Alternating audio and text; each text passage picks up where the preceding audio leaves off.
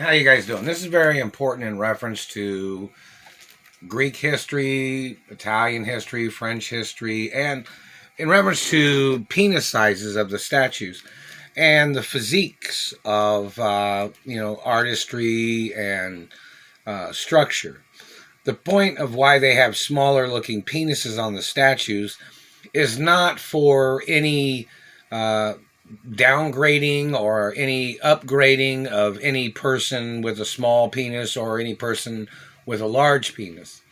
The reason why the statues had smaller looking penises is not because they factually had smaller penises. A lot of them had really big penises.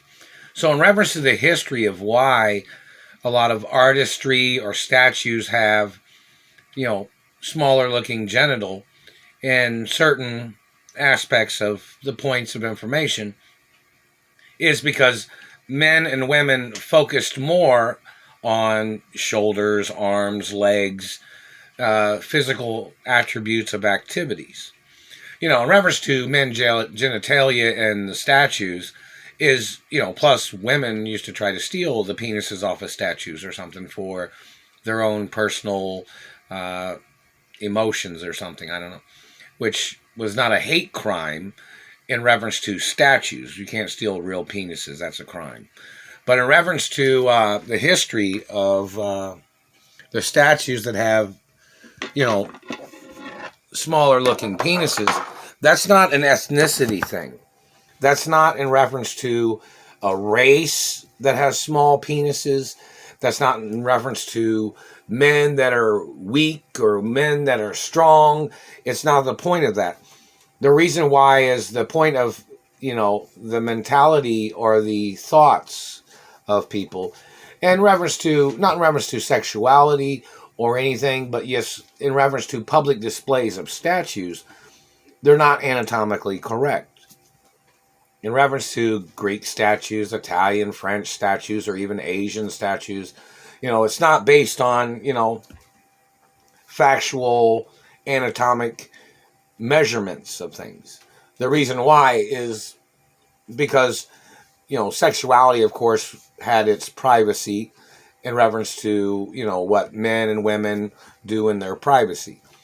But then some statues have large penises in some countries. Some countries have statues that have really large penises, and extremely large penises in certain statues in certain countries, which is not based on anything negative. And the statues that had smaller penises, they weren't anatomically correct based on any factual figure of a real person. But in reference to the statues, most of the statues that they were made by artists concentrated more on strength and muscularity, muscularity in reference to athleticism. Because a lot of things like the Greek games or the Italian games or, certain French activities of muscles and, competitions of sports and, gladiator games, or which was kind of rough and scary, back in those days, obviously. Or certain muscularity is documented as what is something all men have or all women have in reference to certain athleticism, you know what I mean?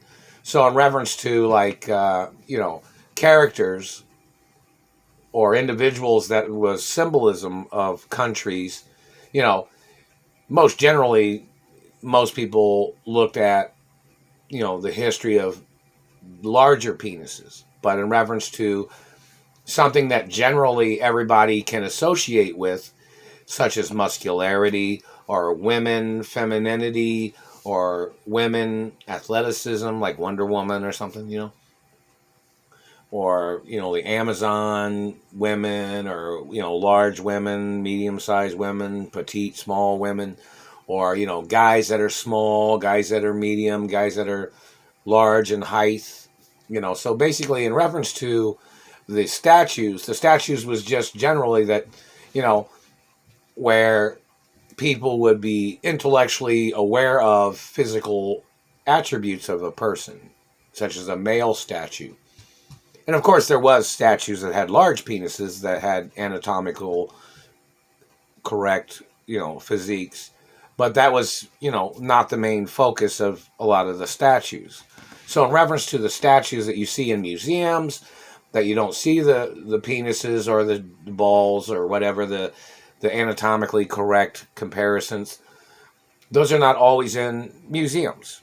Most of the time it's, statues that show muscularity or thinness, statues that are thin, statues of athletes or, mythology, Greek mythology. So in reference to what a lot of people wonder about in reference to why the statues have small, or sometimes it doesn't show genitalia on some of the statues where they're wearing cloth or whatever you call the particular clothing they wore back then, toga parties or whatever, I don't know. But the point of it is in reference to the reason why they didn't focus on the genitalia on all the statues was because in reference to particulars of that particular interest, that was something that was, somewhat private in some ways, but then also something publicly understood, or, that men have genitalia, women have genitalia. But, in reference to just the subject of conversations of some things where they have, when some people want to talk about certain subjects, and certain statues had certain anatomically correct, and then some statues weren't anatomically correct. So, in reference to the muscularity, all men at one time or the other, well, not all men, but a lot of men like muscularity. They feel, energized or motivated towards certain activities of lifting weights or being a bodybuilder. And then some men have more of a interest of femininity or a smaller, slender build or whichever, in reference to whether they're individuals that like the slender build, medium size, or muscular size, or, whichever. Or whatever size somebody is based on their physical attributes, based on their physical body size. So in reference to the statues, all the different things collaborating, all the different things being mentioned, all the different things of what one person might say as opposed to what a group might say, and what another person say, and what another person says. Some statues that you don't see very much, but there are statues that have very large penises. And there are some statues that you don't see the genitalia at all. And there are some statues with smaller genitalia because of basic points of just the physique, just for the presence or the location of something being there, such as a statue, a symbol, is why they made the genitalia look smaller on some of the statues. Mainly the statues that was most widely seen, or where they made repetitious statues. But they do make anatomically correct statues, and back in the hundreds of years ago or thousands of years ago, there were statues that had natural anatomically correct penis sizes and genitalia.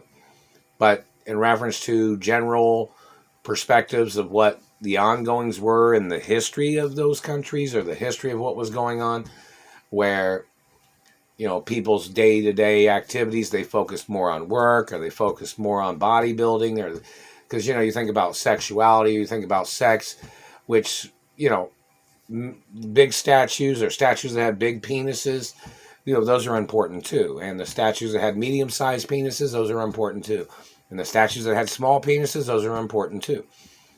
It's based on what generally is understood, or generally what the subject of things are in reference to history, in reference to what the ongoings were in a particular country. Meaning, like, nobody had any right stealing penises off real people or anything, or people, living people, or people in history of their life, or even after death. You can't steal penises. But, in reference to the point of information, in reference to the statues, the penis genitalia is not anatomically correct in a lot of the statues because of what the day-to-day activities were. Even though people thought about sexuality a lot, and some people back in those days thought about sex a lot, but they still had other things to do. So basically, some statues have big penises, and people are able to live their lives with no problem, and with confidence of themselves and their own activities of building their arms, building their legs, building their muscles. And, some people find that as a motivation when they see a statue that has a big penis, or if they see a statue that has a medium-sized penis, or if they see a statue that has a small penis. There's differences in reference to people's thoughts. Some people get motivated based on seeing a big penis, and on a statue. Some people medium and small, whatever. It's just whatever somebody is mature about. Their maturity is one thing. Their immaturity can be a problem. People that are mature understand, there's people with different sizes. There's statues with different sizes. Some people understand that, and people can live their life knowing that there are people or statues that have big penises. And that's understood, and that's mature understanding that that person is able to be confident and harmless, and they wouldn't harm another person that has a penis, or another person that has muscles, or a person that has physical athletic ability. So back in the days, back in the early days, there was no television. It was all hieroglyphics, or people drawing and people making statues. So people made varieties of looking statues. Some statues are more popular than others. Some are based on certain leaders of certain countries and certain Greek mythology, or the Greek gods or goddesses, or Italian history, or French, or Asian. A lot of countries, many countries have statues, And some of them have big penises, some have small penises, some have medium-sized penises. The point of it is, immature people are not good in the situation of certain things. Like somebody being immature and hateful because somebody has a big penis. Big penises have a right to live too, little dick man. And you're not allowed to steal other men's penises. So in reference to your opinion or your thoughts, the reason why Greek statues, or statues that are anatomically correct or not anatomically correct, was pretty much based on what was going on, not in reference to or which person made a statue of what person. Like there's some guys in history that had big penises, and they made statues of those guys with big penises. Then there were some guys that had little penises, and they made statues of those guys with little penises. So basically the point of it is, there's different sizes. The reason why the statues have smaller genitalia is because so women wouldn't steal the penises off of the statues, or gay men wouldn't steal those penises off the statues for their own private use, or whatever they were trying to do. Because some of them was made out of marble back in those days, I guess. And some of them was made out of precious stone and precious formations of rock and gems and things like that. But then some people tried to steal those things too. So if you did not know, people with large penises have a lot of rights of protection, government man. You stealing another man's penis and putting it on your penis, sewing it on your penis, is illegal. And you don't gain any status by doing that. So if they catch you men wearing anybody else's penis, you have to get arrested. And you have to get prosecuted. And you're not allowed to waste a person's time by checking a person's penis all the time that has a noted and documented large penis. You don't have a right sexually assaulting people trying to check their penises. My penis has been on record since I was born. So none of you have any right trying to touch me or trying to mess with my penis or any other parts of my body. I'm not your race. I'm not your child. And of course, my penis is documented. If any of it's missing, every person involved goes to prison, and some people face the death penalty. And royal family history is very important, and other history of things. So if you're wondering, some statues have big penises, and those are good. Some statues have medium-sized penises, those are good. Some statues have small penises, and those are good too. But the point of it is, ethnicity and race is very important in reference to what statue it is, what race it is, and where it came from. Is always important. So in reference to the Nazis trying to steal penises, or the Middle Easterners trying to steal penises, or whatever race, it's illegal.